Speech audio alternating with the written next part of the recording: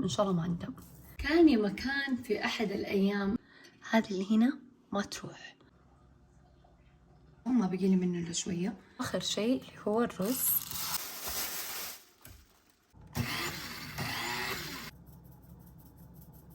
ما أشوف في فتحة غيرها، نفس طريقة الهوت شوكلت. سيداتي سادتي، ننتهي لهذا اليوم.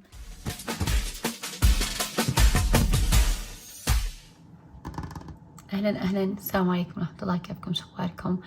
اليوم أكلمكم في الليل وفي مشروب شتوي جديد، مو جديد يعني أقصد جديد إنه أصلح لكم على القناة وبس. هذه الطريقة أخذتها من حبيبتي ماما، وأنا هذه الفترة طبعا مرت في وعكة صحية، وأتوقع إنه البرد يعني عامل عمايله عند الجميع، فعشان ما نطولها المشروب شتوي وراح يبقى معاكم بودرة منه زي الهوت شوكلت تقدرون تستعملونه طول الوقت.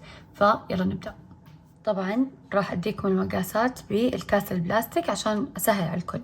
هذا نص كاسة سكر بودرة، نص كاسة جوز هند، نص كاسة رز سنوايت، ملعقتين نشا، 3 ملاعق دريم ويب، 3 ملاعق سمسم محمص، وآخر شيء القرفة، ملعقة صغيرة قرفة مع نص ملعقة صغيرة فانيليا. اللي راح نحتاجه هذه المكونات كلها راح نخلطها مع بعض، لكن عندنا أشياء لازم نطحنها، فراح أوريكم اللي حنطحنه واللي ما حنطحنه. هذه ال3 أشياء راح تنطحن اللي هي جوز الهند والرز والسمسم. رحبوا معايا بالطاحونة الأشهر في كل بيت سعودي، اللي هذه أتوقع عند الكل موجودة. راح أبدأ أول شيء جوز الهند. طبعا جوز الهند ما راح أكثر عليه طحن لأنه يعني هو أصلا صغير، فبس كذا طحنة خفيفة.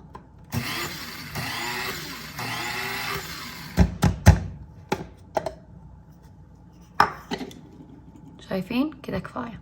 وهذه العلبة اللي راح أخلط فيها كل المكونات.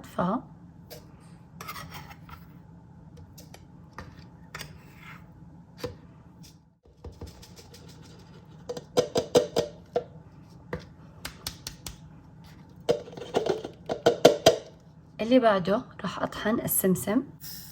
طبعا السمسم أنا حمصته يعني خارجي، فإذا ما عندكم سمسم محمص عادي خذوا السمسم العادي وحمصوه.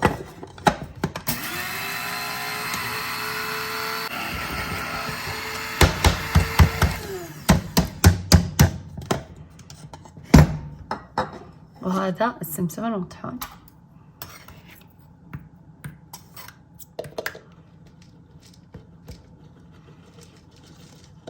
وآخر شيء اللي هو الرز، وأنا متعمدة أخليه آخر شيء عشان نشيل كل البقايا في الخلاط. وكمان معلومة، الرز ما ينغسل ولا يتسوي فيه أي شيء عشان إحنا نحتاج النشا اللي فيه. يعني هذا الرز حبة قصيرة سنوايت.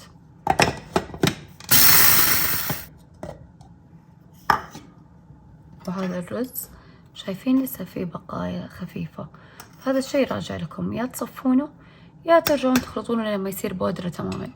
يعني السمسم مو مهم إذا بقي فيه شوية، لأنه في الأخير سمسم تقدرون تاكلونه، بس الرز مشكلة شوية، فانتبهوا على الرز. أتوقع إني حصفيه.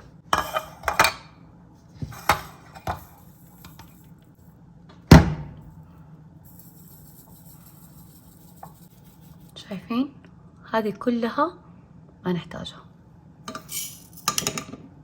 وعلى فكرة ترى المصفى حقي يعتبر شوية خشن، أتوقع إني حنقله في مصفى ثاني كمان.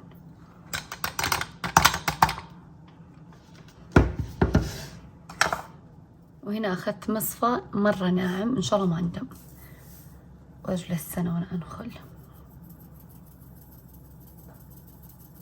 يبدو لي إني حندم. طيب هذا اللي طلع لي، والباقي حرجعه هنا وحرجعه مرة ثانية أخلطه.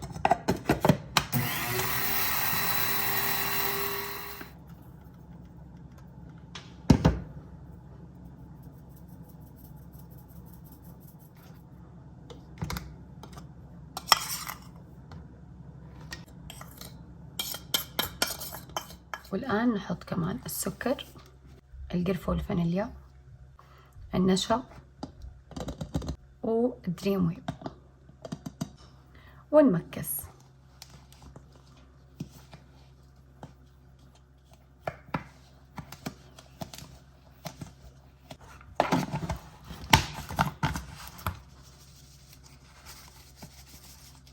وبكذا صارت عندنا بودرة السحلب، تقريبا نفس طريقة الهوت شوكلت، ملعقتين لكل كوب حليب. طبعا أنا راح أصلح 4 أكواب، سوري كوبين، يعني 4 ملاعق، 1 2 3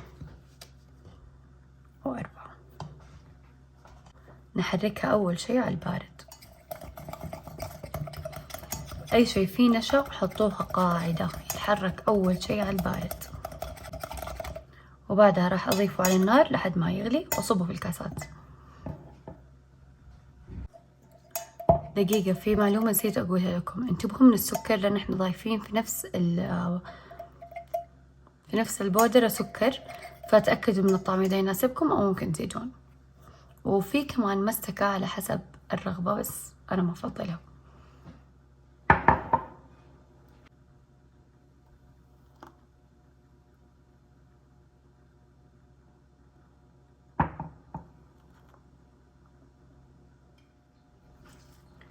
وأهم فقرة بالنسبة لنا مكسرات على الوجه.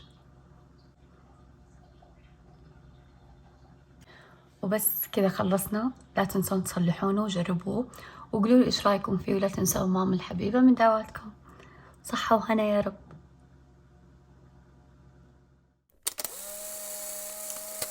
كان يا مكان في أحد الأيام اللطيفة السعيدة اللي تمشي طبيعية جدا، كلمت أختي هالة وجلسنا نسولف عن كذا سالفة.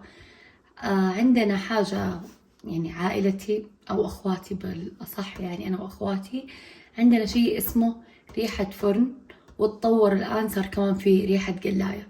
لما تفتحون الفرن وهو حار ويكون في طبخة أو شيء تطلع الدخان فيكم، وإذا لصق في الجسم أو في الشعر أو في الملابس، هذه صار اسمها بالنسبة لنا ريحة فرن.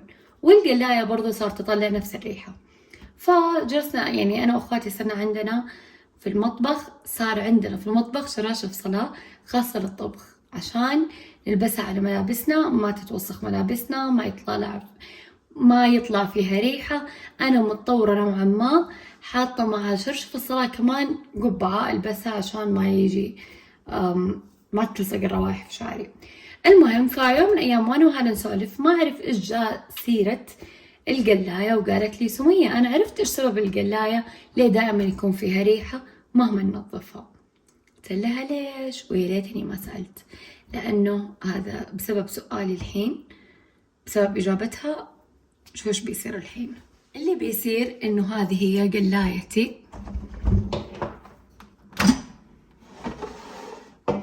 من جوا مو نظيفة، يعني أنا استعملتها آخر شيء وما نظفتها بعدها. سبب الريحة على كلام هالة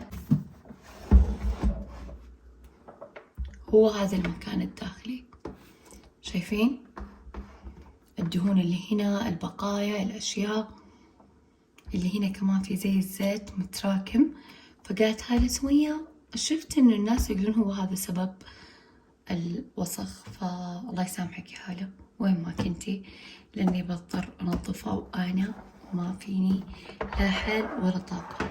شايفين هذا المكان الثاني اللي هي الدهون اللي هنا، فهذه كلها راح تتنظف، هذه كلها أشياء داخلية. أما بالنسبة لي نفس الوعاء ما أدري شو اسمه هذا حق القلاية، فهو أوكي، أنا كل ما أنظفه تنظيف دائم يعني عادي. هذه الصغيرة اللي هنا شايفينها، هذه اللي هنا ما تروح، نقعتها في موية حارة، فركتها بأشياء شوية حق الدهون، ما راحت. فاليوم بنجرب شيء جديد، وهذا بشكل أقرب داخل القلاية، في حال إنكم ما كانت واضحة معكم الصورة كويس. شايفين كيف؟ طبعا قاعدة أقرب لكم الصورة عشان تشوفون بعد التنظيف كيف حتكون، وما أعرف كيف حنظف أصلا وأصورها معاكم، بس نشوف. طيب أول وأهم خطوة، غلفت الدولاب بسفرة عشان ما يعدم لي سطح البلاط ويتوسخ بالدهون. راح نجيب أداة التنظيف مع بعض، جهاز البخار، وبس بنبدأ. لا، في شي كمان مهم، قفازات. طبعا رحت كمان لبست مريلة عشان أضمن إنه كمان ملابسي ما تتوسخ. طيب راح آخذ هذا، ما بقيلي منه إلا شوية، وأول شي راح أبدأ فيه هذه، راح أمسحه بمناديل وبعدها أبخ عليه من منظف.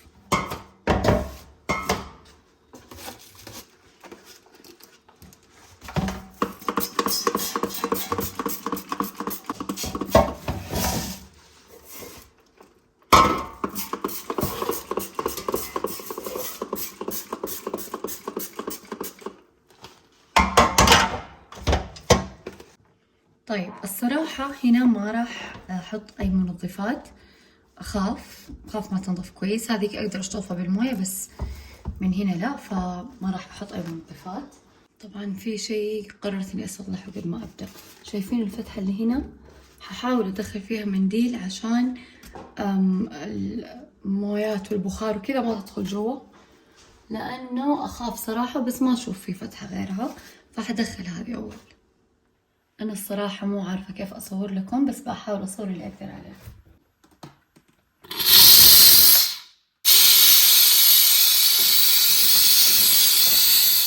الله يسامح كل وحدة شافت هذا أختي عندها التصوير حق تنظيف هذه. انتوا كيف تنظفون من جوا؟ هذه كيف تنظف؟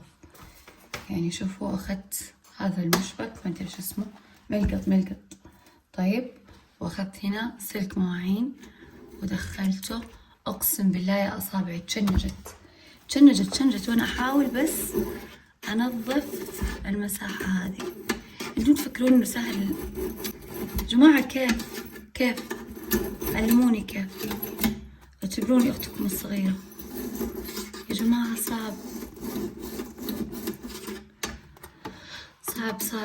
صعب جدا. إيش يعني إذا كان في شوية ريحة قلاية فيكم؟ تألمت، كسرت.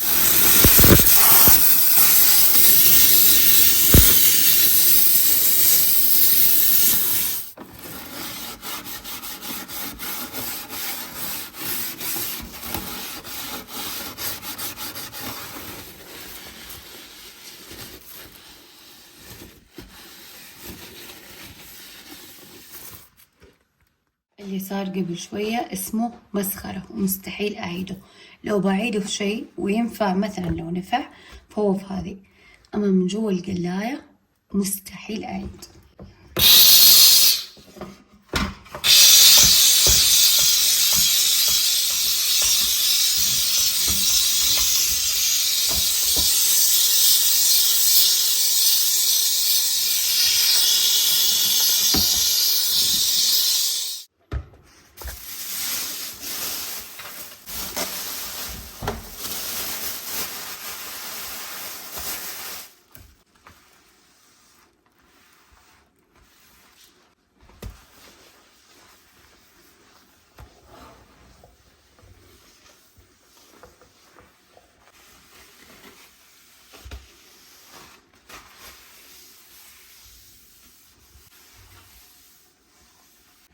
وبكذا سيداتي سادتي ننتهي لهذا اليوم.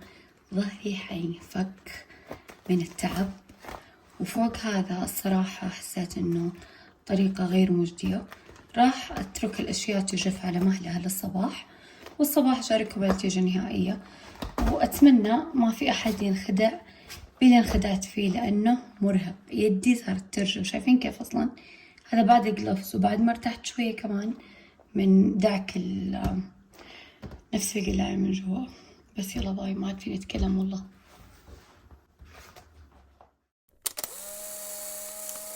ويا صباح الخير، رجعنا لكم بعد ما ارتحنا، اللهم لك الحمد. يا جماعة شوفوا كيف، ما شاء الله تبارك الله، ولا أثر للنقط هذيك الصغيرة. هي هنا كان مكانها. نتأكد في الجهة الثانية كمان. شايفين نظيفة ما شاء الله تبارك الله. فتجربة البخار رائعة جدا، رائعة جدا. في الوعاء نشوف على القلاية، وهذه القلاية من جوا ما شاء الله نظيفة حلوة، بس من فوق ما أدري. والصراحة كمان ما أعرف إذا لسه حتطلع ريحة أو لا، لأنه ما استعملتها ولا حستعملها اليوم ولا أعتقد بكرة كمان، فما أدري متى حتأكد من الريحة. بس شايفين مع الإضاءة استوعبت إنه هنا في دهون ما شلتها ما نظفتها. الجهاز نفسه من برا أمسحه دايما بموية وصابون وكذا، بس إني ما قد دعكت أو شيء زي كذا. مع الإضاءة شوفوا انتبهوا لهذا المكان اللي هو أول ما تطلع لأنه يفوح الحين الأشياء، فيبغى بعدين تنظيف. صراحة كمان المكان الداخلي فرق كثير، بس فرق من هنا. هذه الأشياء الخارجية ما كانت متعبة، يعني ما حقول لكم إنه مرة دعكت فيها، لا الصراحة، بس داخليا الصراحة ما تغير أحس شيء كثير، فما أشوف الحركة مجدية. وبس أتمنى استمتعتم في هذا الفلوج، وإذا عجبكم لا تنسون اللايك والشير والسبسكرايب. وإذا عندكم طرق تنظفون فيها قلاياتكم الهوائية من جوا من هنا قولوا لي، طبعا بدون فك مسامير وشغل لأنه هذه الأشياء أكبر من اختصاصاتي. وأشوفكم في الفيديو الجاي، مع السلامة. على فكرة بالتوفيق للي عندهم اختبارات، خلاص هانت كلها يوم ما يتخلصون إن شاء الله.